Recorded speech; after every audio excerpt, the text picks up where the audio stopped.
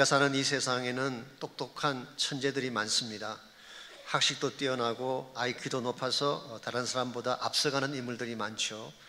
그러나 세상적인 지혜나 천재성이 인생의 모든 문제를 해결해 줄까요? 그건 아닙니다. 아무리 학식이 높고 지성이 뛰어나도 인간이 가진 지혜에는 한계가 있기 때문입니다. 사람이라고 하는 것이 어떤 한 분야의 전문가라고 해서 모든 분야의 전문가가 될 수는 없죠. 그런데 위대한 천문학자가 우주의 광대함에 대해서는 잘 알고 있는지 모르지만 한 어린아이의 가슴에 있는 눈물을 모를 때가 있습니다. 위대한 물리학자가 수학의 도식은 잘 풀어내면서도 남녀 간의 사랑의 도식을 풀지 못해 쩔쩔매는 경우를 볼 수가 있습니다. 더구나 인간의 지혜라고 하는 것은 논리의 박스에 갇히게 되면 건강한 판단을 내리지 못하는 것입니다. 제가 언젠가 미시간의 앤아버에 갔다가 그곳에 계신 어떤 집사님을 통해 들었던 재미있는 이야기가 있습니다. 이분은 한국의 유명한 대학 물리학과 출신이신 분인데요, 물리학과 출신들이 일반적으로 수리에 밝고 똑똑하잖아요. 근데 그 대학교 물리학과 동창회에서 만든 웹사이트가 있습니다. 그게 자기 동창 하나가 글을 올렸어요. 평소에 잘난 척하고 튀기를 좋아하는 그런 친구인데요, 이런 글입니다. 2018년은 1000년 만에 한 번 돌아오는 특별한 해입니다. 전 세계에 살고 있는 모든 사람들이 자신의 나이에 자신이 태어난 연도를 합하면 모두가 똑같이 2018이 나옵니다. 여러분 실제로 한번 해보십시오. 작년에 여러분 몇 살이었어요? 제 같은 경우는 작년에 66세니까 제가 태어난 연도가 1952년이거든요 66 더하기 1952 하면 2018이 나와요. 제 딸의 경우는 작년에 32살이었는데 걔가 1986년생이니까 합하면 역시 2018. 우리 와이프의 나이는 공개하면 큰일 나니까 생략하겠습니다.만은 오늘 여러분 나이에, 작년 나이에 여러분 출생 연도를 한번 합해 보십시오. 정확하게 2018이 나와요. 전 세계 70억의 인구가 다 동일하게 2018이 나옵니다. 그래서 이런 경우는 1000년에 한 번씩 돌아온대요. 과연 그럴까요? 아닙니다. 사실은 매년 그렇게 되는 것입니다.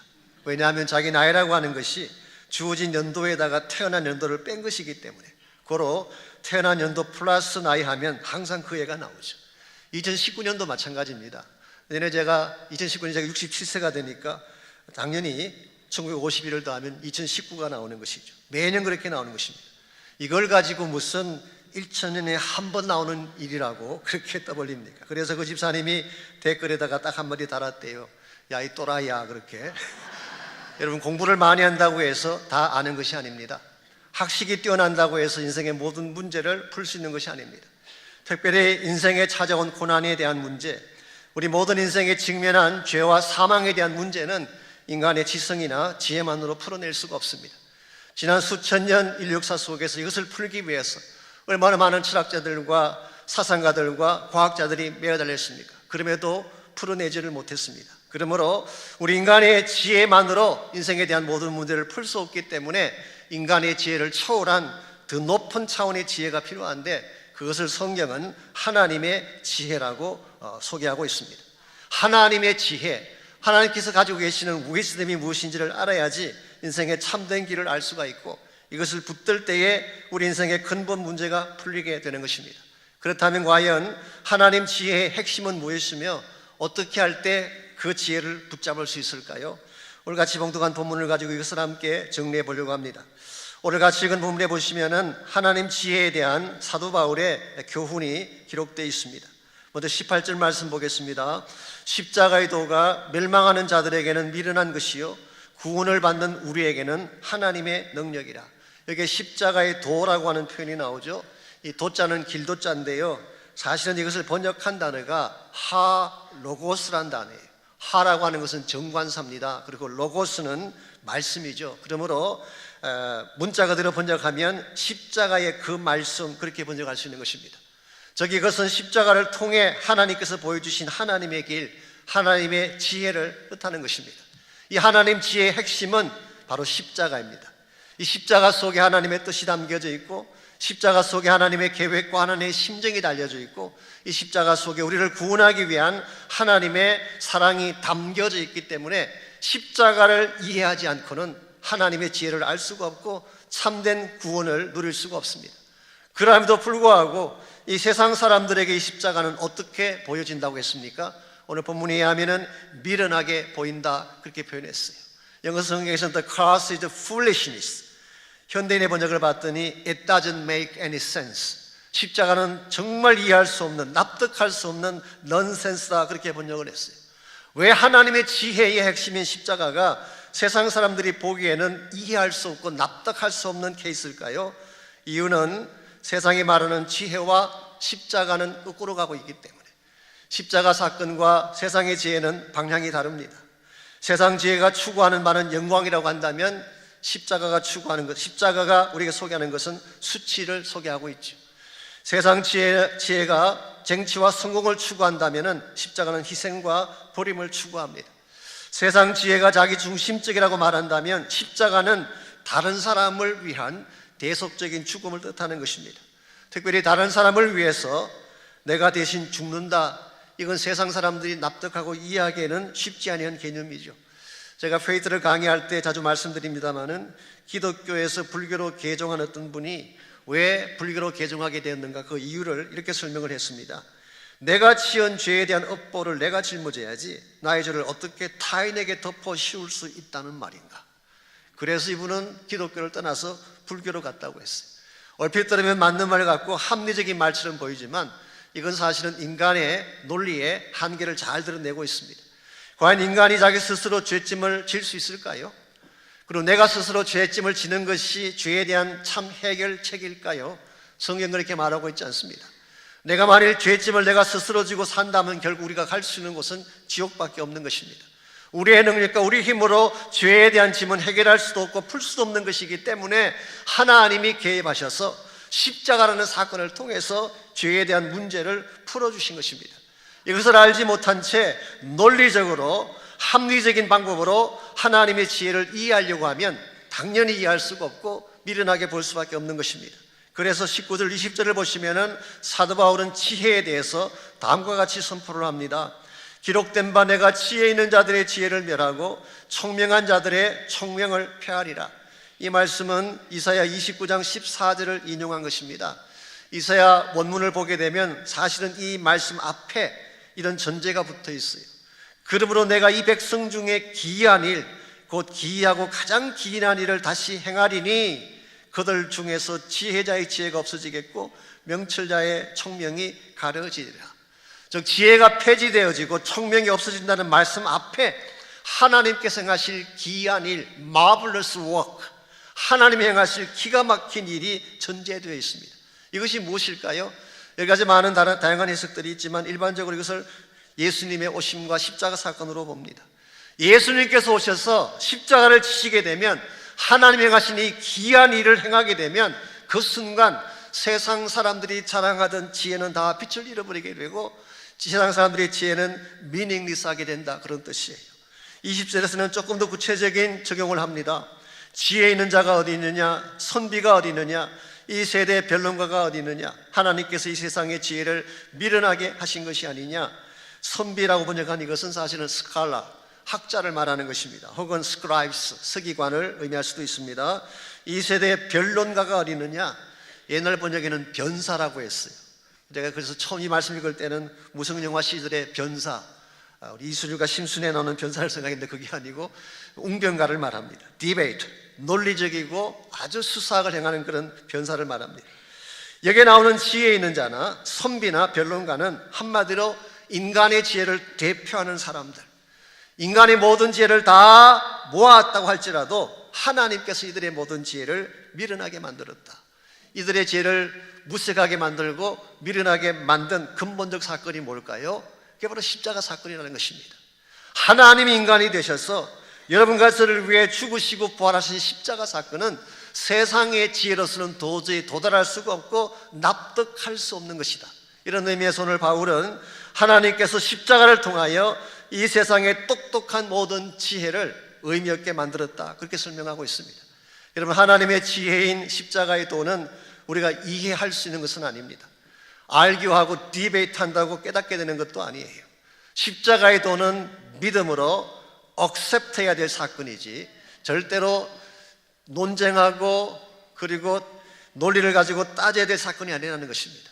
우리 기독교 신앙의 핵심은 알고 믿는 것이 아닙니다. 믿으면 알게 되는 것입니다. 오늘 많은 분들이 거꾸로 알고 있죠. 내가 논리적으로 어프로치하고 체계적으로 어프로치해서 나중에 깨닫게 되는 것이 복음이라고 생각하는 분이 계시는데 정반대입니다. 여러분이 아무리 인간적인 어프로치를 많이 하셔도 하나님의 위즈덤, 하나님의 지혜를 이해할 수 없고 십자가를 이해할 수 없어요. 그런데 믿으면 알게 되는 것입니다. 믿으면 알고, 믿으면 하나님이 얼마나 나를 사랑하신지를 깨닫고 하나님 안으로 들어갈 수 있는 것, 이게 바로 성경이 말하고 있는 신앙의 핵심인 것입니다. 이런 측면에서 여러분 가족과 그치한 삶을 살아가는 과정에는 항상 두 가지 옵션이 있어요. 오늘 세상 사람들이 추구하는 것처럼 나의 논리와 나의 지성을 통해 하나님을 찾고자 하는, 진리를 찾고자 하는 어프로치가 하나 있고, 두 번째는 하나님이 나에게 주신 십자가 사건을 억셉트하고 십자가 안에 담겨져 있는 하나님의 비밀을 깨닫고 그 능력을 누리며 살아가는 어프로치. 오늘 성경은 후자를 강조하고 있습니다. 아무리 내가 노력하고 찾아가도 인간의 논리로는 하나님을 알 수가 없어요. 그러나 믿음으로 하나님이 나에게 주신 십자가를 받아들이게 되면 그 속에 담겨져 있는 엄청난 비밀과 능력을 소유하게 되는 것입니다. 그래서 오늘 사도 바울은 이 십자가의 길이 하나님의 지혜의 길이고 여기에 참된 능력이 있음을 밝히고 있습니다. 그렇다면 과연 이 십자가에 담겨져 있는 능력은 어떤 능력일까요? 이 본문을 통해서 사도 바울이 제시하는 십자가가 참 능력인 이유, 세 가지 이유가 오늘 본문에 소개되어 있습니다. 첫 번째로 십자가의 길이 능력인 첫 번째 이유는 거기에 생명이 있기 때문입니다. 십자가에는 생명의 능력이 담겨져 있습니다. 21절을 보겠습니다. 하나님의 지혜에 있어서는 이 세상이 자기 지혜로 하나님을 알지 못하므로 하나님께서 전도에 미련한 것으로 믿는 자들을 구원하시기를 기뻐하셨도다 했어요. 여기서 다시 한번 바울은 세상 지혜의 한계를 언급하고 있습니다. 세상 지혜로는 하나님을 알 수 없다. 사실은 바울 당시 고린도 지역에는 헬라 철학을 가르치는 학교가 있었다고 합니다. 지난번 말씀드린 것처럼 고린도는 부유한 도시였기 때문에 저명한 철학자들을 청빙을 하고 학교를 세웠어요. 아테네에 버금가는 철학의 본사를 만들자, 이런 의미에서 철학을 하신 분들이 많이 몰려왔었습니다.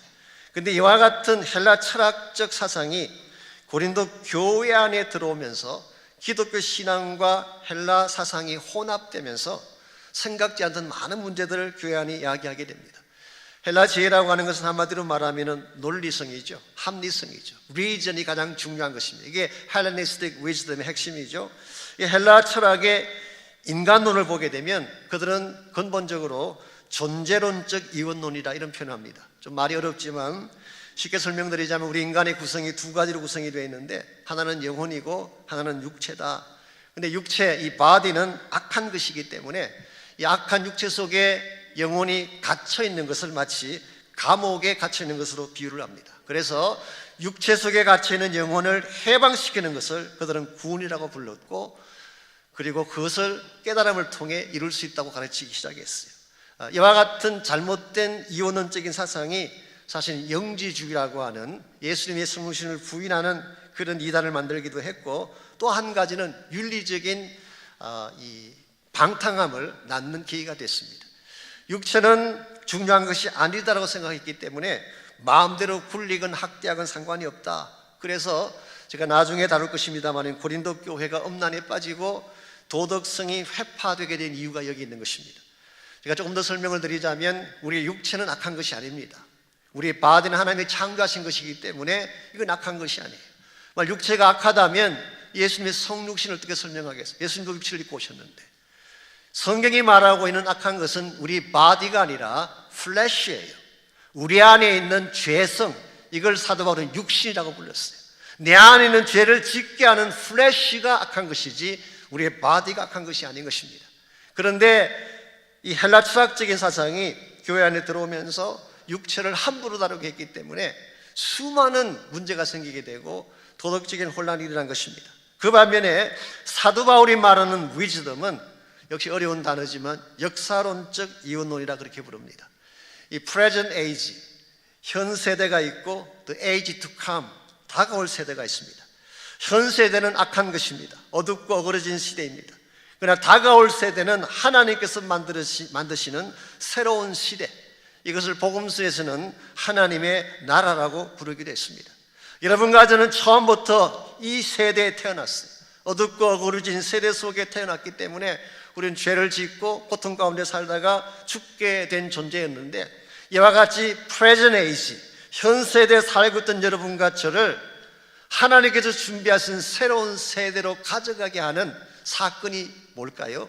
이게 바로 십자가 사건인 것입니다. 십자가를 통하지 않고는 현 세계를 벗어나서 하나님 나라로 들어갈 수가 없어요. 그렇기 때문에 21절 하반부를 보면은 바울은 뭐라고 말씀하고 있나요? 하나님께서 전도에 미련한 것으로 믿는 자들을 구원하기를 기뻐하셨다. 이게 구원한다는 표현은 바로 생명 주시기를 기뻐하셨다, 그렇게 표현할 수 있는 것입니다. 우리가 전도하는 복음, 이것이 세상 사람들에게는 미련하게 보입니다. 왜 이 복음이 미련하게 느껴지는지 아세요? 너무 심플하기 때문에, 너무 간단하기 때문에. 사실 사람들은 쉬운 것도 복잡하게 이야기해야지 뭔가 미닝 있는 줄 알고 듣기 시작하는데, 이 복음은 너무 심플하잖아요. 페이트 하신 분들 잘 아시죠? F-A-I-T-H, 얼마나 심플해요. 너무 단순하기 때문에, 너무 쉽기 때문에 믿지 못하겠다는 사람들이 많이 있어요. 그런데 오늘 성경은 말합니다. 사람들은 그렇게 볼지 모르지만, 이 복음 전도가 미련하게 보일지 모르지만 그것만이 구원의 길이요 생명의 길이다, 그렇게 오늘 성경은 밝히고 있습니다. 참된 생명은 우리가 만들 수 있는 것이 아니라 오직 십자가를 통해서 주어지는 것입니다. 우리가 비록 죽음 가운데, 절망 가운데 태어났지만 예수 그리스도의 십자가 사건을 나의 사건으로 받아들이고 예수님을 나의 구원자로 영접하는 순간, 여러분, 영원한 사망에서 영원한 생명으로 옮겨지게 되는 거예요. 사도 요한은 이것을 요한복음 5장 24절에서 이렇게 표현합니다. 내가 진실로 진실로 너에게 이르노니. 예수님께서 강조하실 때는 항상 반복합니다. Truly, truly I say unto you. 내가 너희들에게 진실로 진실로 말한다. 내 말을 듣고 또 나 보내신 이를 믿는 자는 영생을 얻었고 심판에 이르지 아니하나니 사망에서 생명으로 옮겨졌느니라. 예수님을 나의 구원으로 억셉트하고 예수의 십자가 사건을 받아들이는 사람에게 생명의 축복을 주시겠다고 약속한 것입니다. 그러므로 여러분과 제가 진심으로 생명의 능력 소유하기를 원하고 생명의 파워를 나의 것으로 갖기를 소원한다면 예수 그리스도의 십자가를 반드시 붙잡아야 하는 것입니다. 언젠가 제가 방송을 통해서 그렉 로리 목사님의 개인 간증을 들은 적이 있습니다. 여러 차례 그분을 소개해드려서 잘 아시겠지만 그분의 어머니가 특별한 분이었잖아요. 알코올 중독자였습니다. 마약 중독자이기도 하고 그 어머니가 7번 결혼했어요. 그래서 그렉 로리에게는 he had 7 stepfathers, 7명의 양아버지를 두었던 그런 분이었어요. 그 중에 한 명이 오스카 로리라고 하는 분입니다. 그분도 생부는 아니지만 자신을 아들처럼 대우한 유일한 분이기 때문에 그분의 성을 따서 그렉 로리라고 이름을 붙인 것입니다. 이 그렉 로리가 목회를 시작하고 얼마 안 되었을 때에 이 오스카 로리를 만나보고 싶었어요. 어디에 사시는가 알아봤더니 뉴저지에 살고 있고 변호사로 행하고 있다는 사실을 알게 됐습니다. 마침 그곳에 갈 기회가 있어서 전화를 걸었더니 주말에 자기 집에 와서 함께 보내지 않겠느냐. 그때 그 아버지 되시는 분이 심장병으로 고통을 앓고 있었다고 합니다. 그 집에 가서 저녁 식사를 하는데 아버지가 묻습니다. 너가 어떻게 예수를 믿고 목사가 되었는지 그 스토리를 좀 말해주지 않겠는가. 이 그렉 로리로서는 이보다 더 좋은 기회가 없죠. 복음을 전할 수 있는 정말 좋은 기회 아니겠습니까? 그럼에도 불구하고 마음에 부담이 됐대요. 왜냐하면 이분이 워낙 날카로운 지성이었기 때문에. 제가 그분의 표현을 그대로 옮겨드리면 he was so smart, so educated, so logical, so cynical about religion. 얼마나 똑똑하고 교육을 많이 받고 논리적이고 종교에 대해서 냉소적인 분인데, 그래서 마치 판사 앞에서 케이스를 프레젠트하듯이 그렇게 복음을 전했어요. 그때 아무 반응이 없었어요. 근데 그 다음 날이 됐는데 아침 같이 산보를 가자고, 심장병을 앓고 계시기 때문에 산보가 필수입니다. 함께 산보를 하던 도중에 이렇게 말을 합니다. 어제 너가 이야기한 그 예수를 나도 믿으면 안 되겠느냐. 표현은 안 했지만 사실은 그 마음속에 갈증이 있었던 것입니다. 그래서 그 자리에서 그가 무릎을 꿇고 영접 기도를 하게 됐어요. 영접 기도가 끝난 후에 구렉이 말합니다. 이제 예수 그리스도가 아버지의 하트에 들어오셨다. 그 말을 들은 그가 너무 기뻐 감격의 눈물을 흘리면서 자신의 심장을 위해서도 기도해달라고 했습니다. 기도를 했습니다. 그 다음 날이 됐는데 아버지가 그렉 로리를 데리고 자신의 심장 전문의 의사를 찾아갔습니다. 그리고 말하기를 어제 나의 아들을 통해서 예수님을 나의 심장에 모셨다. 그러니 나의 심장을 체크해달라고 이야기했어요. 그렉이 당황해서 아니 아버지 그 심장이 아니라고 설명했지만 이 아버지가 얼마나 완고하신지 아니라고 내 심장을 체크해달라고. 의사가 심장을 체크했더니 무슨 일이 일어났는지 아십니까? 지금까지 알아오던 심장병이 깨끗하게 치유되어 있었어요. 예수를 영접하는 순간 영적인 심장도 치유가 되었지만 육체적인 심장마저도 깨끗하게 치유된 것입니다. 그리고 나서 15년간을 더 사시다가 천국을 가셨다고 합니다. 사랑하는 성도 여러분, 여기에 이 생명의 능력이 있습니다. 내 안에 부활하신 예수님을 모시게 되면 그 부활의 권세와 능력이 나로 하여금 살게 하는 것입니다. 여러분과 제가 예수 만나기 전까지는 이 생명을 누릴 수도 없고 소유할 수도 없는데 주님을 영접하기만 하면, 내 마음에 모시기만 하면 그분이 나의 영혼의 질병도 고쳐주시고 심지어는 생명의 권세가 내 육신의 질병까지도 치유하는 놀라운 기적이 주어지는 것입니다. 이런 의미에서 십자가의 길은 능력입니다. 두 번째로 십자가의 길이 능력인 이유는 그 속에 은혜가 있기 때문입니다. 은혜가 있기 때문에 22절에서 24절까지를 보십시오. 먼저 22절 보면 유대인은 표적을 구하고 헬라인은 지혜를 찾으나, 이 말은 모든 사람이 무엇인가를 찾는다는 것입니다. 유대인들이 찾는 것은 뭘까요? 표적입니다. 가시적인 것, 사인스. 그 반면에 헬라인은 지혜를 찾습니다. 논리적인 것을 찾는 것입니다. 그런데 23절 보십시오. 우리는 십자가에 못 박히신 그리스도를 전하니. 이 대목이 유대인들이 억셉트하기 가장 힘든 부분이에요. 유대인들이 예수님의 생애에 대해서 티칭에 대해서 다른 것은 다 억셉트할 수가 있지만 이 부분에서 걸리는 것입니다. 그래서 이것을 유대인에게는 그리끼는 것이다, 스탬블링 블락이다, 그렇게 말한 것입니다. 이유가 뭔지 아시죠?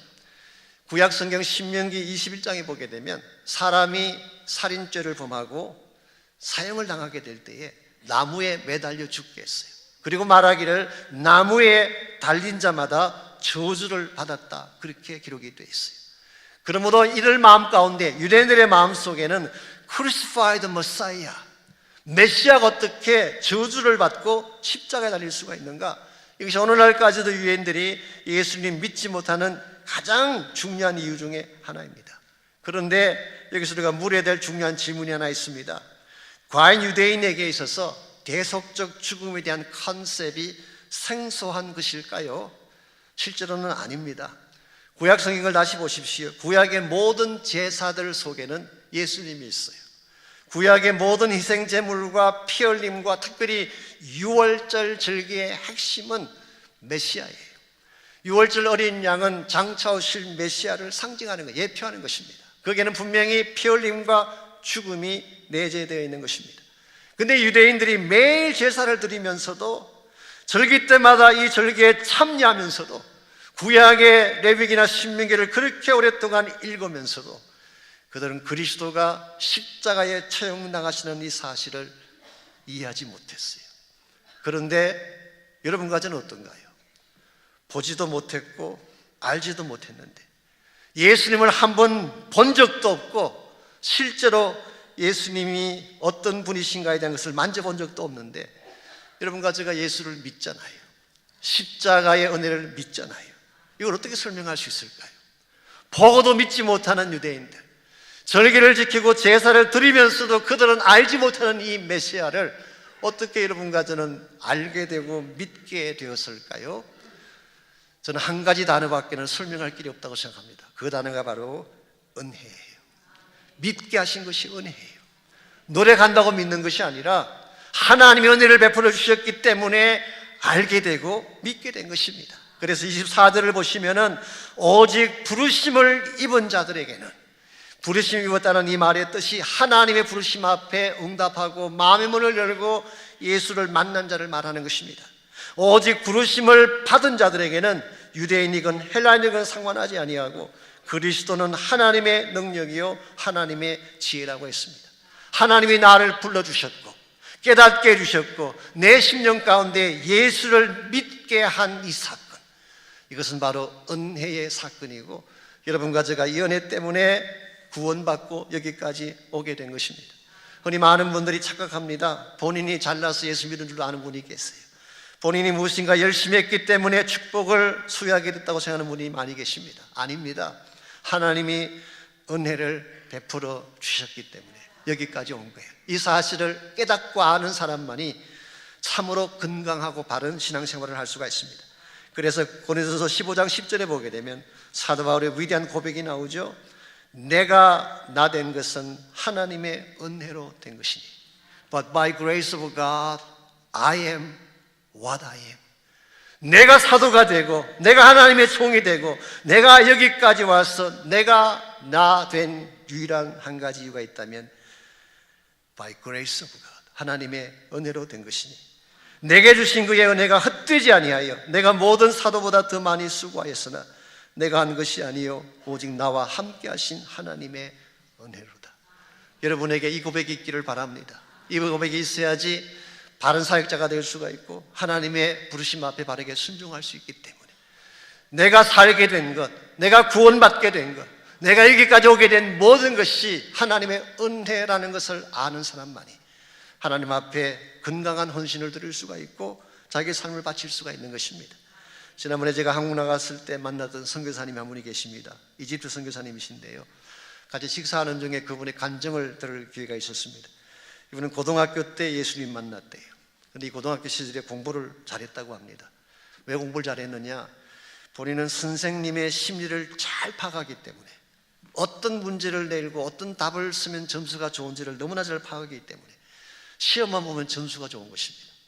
수능을 봤는데 점수가 굉장히 높았대요. 점수가 너무 높은데 이 점수를 가지고 다른 과목을 택하려니까 아까워서 이 점수에 합당한 과를 택하다 보니까 서울대학교 의과대학을 택하게 됐어요. 부모님께서도 그런 기대를 갖고 있었기 때문에. 그래서 이분이 그 대학에 입학에 들어가서 공부를 해봤더니 본인 말씀이면 전혀 자기 체질이 아니더래요. 자기는 의사가 되는 게 아니라 하나님 부르심이 다른다는 걸 알게 됐어요. 그러나 대학에 들어갔으니까 마치자 해서 사실은 MD로 그 대학을 마쳤습니다. 그리고 대학 다니는 동안에 자매를 만났는데 지금 부인이 되셨죠. 그분도 메디컬 닥터예요. 이 두 분이 사실은 한국에서 병원을 차릴 수도 있고 여러 가지 많은 일을 할 수가 있지만 그 모든 걸 다 내려놓고 이집트로 가셨어요. 18년 동안 복음을 전가하며 그 지역에 있는 수많은 사람들을 위해 사명을 감당하고 있습니다. 제가 듣다가 너무나 마음에 감동이 돼서 물었습니다. 어떻게 그 좋은 것을, 사실 쉽게 내려놓기 쉽지 않은 것인데 그걸 다 내려놓고 이집트로 가서 그 중동 사람들을 위해 사역하는 것이 가능했느냐 물었더니 내려놓은 게 없대요, 자기는. 그러면서 이렇게 반문을 했습니다. 예수 믿는 자는 당연히 그래야 되는 것 아닙니까? 제 마음이 얼마나 이게 충격이 오는지 말이죠. 예수 믿으면 다 그렇게 할 수 있을까요? 예수를 따르는 자는 다 그렇게 살아야 되는 게 마땅한 건 알고 있는데 과연 그렇게 하는 사람이 얼마나 될까요? 여러분, 하나님의 은혜를 알지 못하는 사람은 절대 자신을 드릴 수 없어요. 정말 예수님 때문에 내가 살게 되었고 그분만이 나의 소망이라는 것을 분명히 아는 사람만이 자신의 생에 아깝지 않게 드릴 수가 있고 하나님 나라 영광 위에 쓰임받게 되는 것입니다. 이런 면에서 십자가의 길은 세상 길과 다르긴 하지만 십자가의 길은 능력의 길이요 값진 길인 것입니다. 이와 같이 십자가에는 생명도 있고 은혜도 있지만 또 한 가지가 더 있습니다. 십자가가 능력인 세 번째 이유, 그것은 바로 그 속에 사랑이 담겨져 있기 때문입니다. 25절 말씀 보겠습니다. 하나님의 어리석음이 사람보다 지혜롭고 하나님의 약하심이 사람보다 강하니라. 여러분, 이게 과연 말이 되는 소리일까요? 모든 지혜의 근본이신 하나님이 어리석다니, 천지 만물을 창조하신 하나님의 능력이 약하다니, 이게 말이 되나요? 하나님은 어리석을 리도 없고 하나님은 연약할 리도 없는데 그렇다면 왜 하나님이 어리석고 연약하게 되셨을까요? 결론부터 말씀드리면 딱 한 가지 이유 때문입니다. 여러분과 저를 사랑하셨기 때문이에요. 여러분, 십자가 달리신 예수님을 다시 한번 묵상해 보십시오. 예수님은 하나님이셨어요. 하나님의 아들이시며 하나님이셨어요. 그럼에도 불구하고 여러분과 저를 위해 그 값진 생명을 내어주셨어요. 만일 좀 제대로 갖춘 사람, 그만한 가치가 있는 사람을 위해서 생명을 주셨다면 이해가 되는데, 아무런 가치도 없는 누추하고 더러운 죄인, 정말 죄인 중에서도 가장 썩어 빠진 죄인인 나를 위해 하나님의 아들이 그 생명을 주셨어요. 이게 합당한 투자일까요? 얼마나 foolish해요. 얼마나 어리석어요. 뿐만 아니라 천지를 창조하신 그 하나님의 아들이 하늘의 천군 천사를 호령할 바로 그분이 그렇게 힘없이 처형당하시다니. 예수님은 때리면 때리는 대로 맞았어요.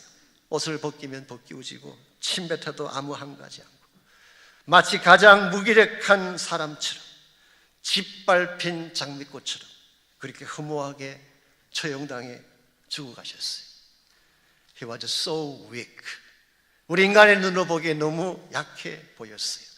근데 왜 예수님께서 이렇게 어리석게 보이시고 왜 예수님께서 이와 같이 연약한 자가 되셨을까요? 이유는 한 가지입니다. 나 때문이에요. 여러분 때문이에요.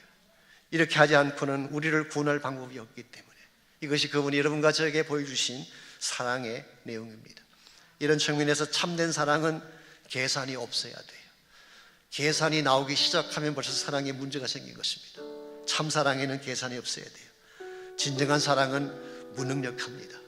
사랑하면 어떤 수모를 당하고 어떤 손해를 입어도 참는 것입니다. 그런데 오늘 본문은 뭐라고 말하고 있습니까? 이와 같은 하나님의 어리석음이, 이와 같은 하나님의 연약함이 사람의 모든 것보다 더 강하다고 말씀하고 있습니다. 실제로 지난 2000년 인류 역사 가운데 가장 강력한 힘은 십자가 사랑의 힘이었어요. 이 사랑이 누구도 정복하지 못한 사람들의 마음을 정복했고, 이 사랑이 어떤 무력으로 이기지 못한 세상을 이기는 힘이 됐어요. 바로 이 사랑이 여러분과 저를 살게 했고, 이 사랑이 우리를 살아야 할 이유를 주셨고, 바로 이 사랑이 어떤 역경 가운데서도 우리를 승리케 하는 힘입니다. 세상 사랑 믿을 수 없습니다. 세상 사랑은 조건적이에요. 왔다 가는 것입니다. 지금은 좋은 것처럼 보였지만 때가 되면 떠나는 것이 세상 사랑이에요. 그러나 하나님의 사랑은 그렇지 않습니다. 모든 자가 다 떠나가고 모든 자가 다 버려도 끝까지 우리 곁에 계셔서 나를 붙드실 사랑, 그것이 바로 십자가에 죽으시고 부활하신 예수 그리스도의 사랑입니다. 오늘 아침 저는 여러분 한 분 한 분이 이 주님의 사랑을 경험케 되기를 원합니다. 세상 따라가지 마십시오. 얄팍한 세상 인심 때문에 상처받지 마십시오. 세상은 원래 그런 것이니까. 그러나 하나님은 다릅니다. 한 번 사랑하시면 끝까지 사랑하시고, 그의 전심을 다 들여서 나를 구원하시는 예수 그리스도의 사랑, 이 사랑이 나의 심령 속에 회복되어지고, 이 사랑을 붙들 때에 우리가 참 그리스도인답게 살아갈 수가 있고 하나님 영광에 살게 되는 것입니다. 혹시 여러분 가운데 아직도 십자가 사랑을 알지 못하는 분이 계신가요? 오늘 이 아침 여러분의 마음의 문을 열고 예수 그리스도를 구원자로 영접하는 축복이 있기를 바랍니다. 우리의 모든 죄짐과 모든 고통과 모든 질병을 담당할 예수의 십자가 보혈을 붙잡는 은혜가 있기를 바랍니다.